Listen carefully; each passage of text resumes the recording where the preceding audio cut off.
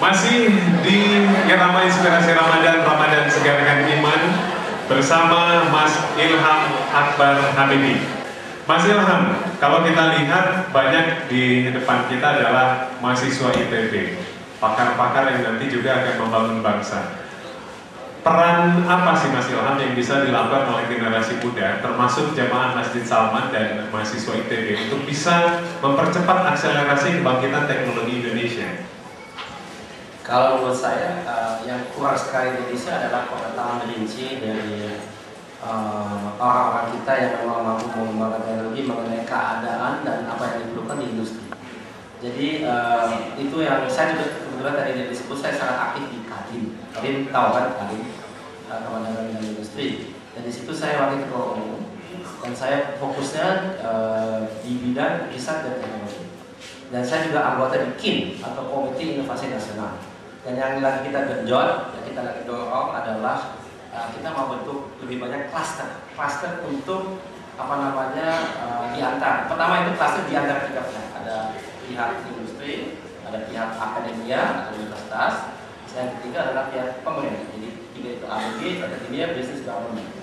Itu memang harus duduk bersama dari awal untuk mendefinisikan apa saja yang mau difokuskan dalam satu bidang, sehingga apa yang diproduksikan sebagai teknologi, misalnya riset yang dilakukan di universitas, tapi lebih jauh daripada itu juga kurikulum yang mungkin diajarkan di universitas itu, agar supaya itu disesuaikan dengan apa yang diperlukan di industri, dan sebaliknya agar industrinya juga lebih banyak melakukan penelitian dan pengembangan daripada produk yang baru, mungkin tidak semuanya, tapi paling tidak sebagian melalui adanya kerjasama dengan universitas. Dan itu tidak jalan di Indonesia pada umumnya. Jadi masing-masing segmen itu dia benar-benar terisolasi dan tidak ada banyak komunikasi cross segmen. Jadi dengan adanya cluster itu harapannya adalah bahwasannya tantangan itu bisa kita tanggung bersama.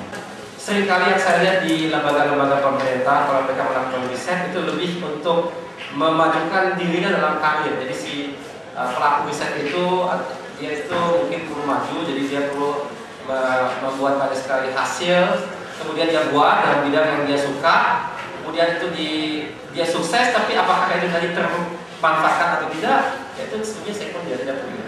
Jadi itu yang masalah yang kita lihat. Jadi harapan saya ke depan adalah bahwasanya di ITB ini mulai dengan mahasiswa, dosen, profesor itu lebih aktif mencari hubungan dengan industri, sehingga apa yang diajarkan dan apa yang dikerjakan baik sebagai mata kuliah maupun sebagai penelitian yang dilakukan di sini, insya Allah akan bisa lebih bermanfaat buat industri. Mas Ilham, kita perlu indikator juga Mas Ilham.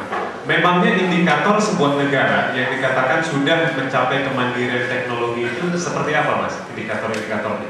Saya kira seperti tadi misalnya, sebagai contoh ya, bahwasannya pengeluaran dari R&D. Selain dari itu juga tentu jumlah paten atau juga jumlah insinyur atau orang teknis yang dihasilkan, biasanya itu menjadi satu tolak ukur. Terus terang saya tidak hafal kalau yang paten itu mestinya berapa, atau insinyurnya atau orang teknik itu mestinya berapa. Tapi memang biasanya negara yang sudah berhasil itu tidak mungkin dia hanya mengandalkan kepada sektor primer. Kalau kita lihat ekonomi kan ada 2-3 sektor. Primer itu kita menggali atau kita bersama petani, jadi agro dan mining biasanya masuk ke sektor primer. Yang sekunder itu industri, yang tersier itu adalah jasa. Nah kita di Indonesia ini memang sektor jasa yang paling besar, dan itu mirip dengan negara industri. Tapi saya jasa di kita itu bukan jasa seperti negara industri. Itu jasa kayak yang punya toko, tukang rambut, ojek kayak gitu, itu beda jasa. Kita juga banyak UKM kita di kita itu dari semua lapangan pekerjaan yang ada di Indonesia itu 99% itu UKM. Padahal dari PDB industrinya dia hanya bisa mengembangkan 56%. Jadi 44% dari PDB yang terkait dengan industri itu datanya dari usaha besar. Padahal usaha besar hanya mempekerjakan kurang dari 1%, mungkin 0,5%. Jadi itu semua mengindikasikan bahwasanya struktur kita sebetulnya sama sekali belum menyerupai struktur daripada negara yang sudah maju. Jangan kita tertipu dengan adanya PDB per kapita, itu sering juga menjadi indikator. Jadi kita bangga dengan adanya dari tahun ke tahun, karena kita punya laju pertumbuhan misalnya 6% per tahun, dan income per kapitanya sudah katakanlah di atas $3.000-4.000 per tahun. Mungkin kalau basis PPP itu power purchase parity, itu kalau kita ukur daya beli setempat dibandingkan dengan apa yang diperlukan, ya itu agak beda dengan hanya dolar. Dan kita sudah lumayan, tapi itu tidak menggambarkan struktur dari segi kesejahteraan sosial.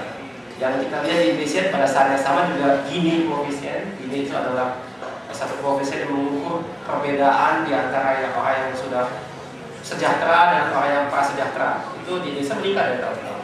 Karena memang struktur dari industri kita, dari ekonomi kita, yang kunci adalah tidak cukup mengembangkan atau menyediakan lapangan pekerjaan. Itu masih sangat kurang di Indonesia. Kalau lapangan pekerjaan yang untuk bisa hidup bisa, itu ada mungkin ya, cukup kesempatan yang ada. Kita juga lihat di Indonesia itu mungkin hampir setengah atau lebih dari setengah lapangan pekerjaan yang ada itu di sektor informal, bukan formal. Orangnya dapat pendapatan, tapi dia tidak punya asuransi kesehatan, tidak punya pensiun, tidak punya tunjangan. Jadi karena semuanya yang dia hasilkan ya itu dikonsumsi, tidak ada yang lain. Jadi itu dari segi struktur memang kita harus agak hati-hati cepat-cepat menyebut Indonesia sudah berada di, memang jalan saya sepakat kalau arahnya benar, tapi kita masih banyak pekerjaan yang harus kita tuntaskan. Mas Ilham, pembicaraan kita sudah sangat luas, dari mulai motivasi, teknologi, indikator, tantangan, sudah semua kita bahas. Lalu poin-poin penting apa saja yang ingin Mas Ilham katakan untuk semua pemirsa dan juga jamaah berkaitan kebangkitan teknologi Indonesia? Ya, mungkin pertama-tama saya akan ucapkan terima kasih kepada semua peserta di sini yang telah mengajukan pertanyaan-pertanyaan yang sangat-sangat baik dan menarik, dan sebetulnya ingin menyatakan satu harapan bahwasanya kita di Indonesia ini jangan akan menyerah, karena perjuangan untuk memajukan satu negara dan bangsa itu bukan masalah satu generasi. Ini adalah masalah bisa satu abad atau lebih dari satu abad. Kalau kita perbandingkan dengan negara-negara lainnya, mereka juga kesejahteraan, kemajuan itu tidak jatuh dari langit. Itu adalah perjuangan banyak generasi, dan mereka seringkali melalui satu perjuangan yang luar biasa, ya, melalui adanya beberapa perang dan sebagainya. Kita di Indonesia masih bersyukur, alhamdulillah, dan insya Allah kita tidak akan lihat seperti itu di Indonesia.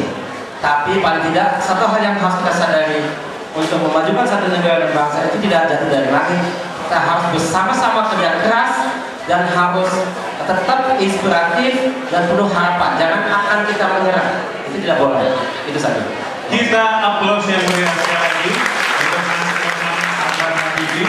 Semoga tayangan ini bisa bermanfaat untuk kita semua, jamaah dan rekan-rekan di ITB, dan juga tentunya untuk Anda pemirsa. Kita nanti akan kembali lagi bertemu di Irama Inspirasi Ramadan di episode berikutnya. Dan akhirnya saya Akbar Hidayat sendiri pamit undur diri bersama kerabat kerja yang bertugas. Assalamualaikum warahmatullahi wabarakatuh.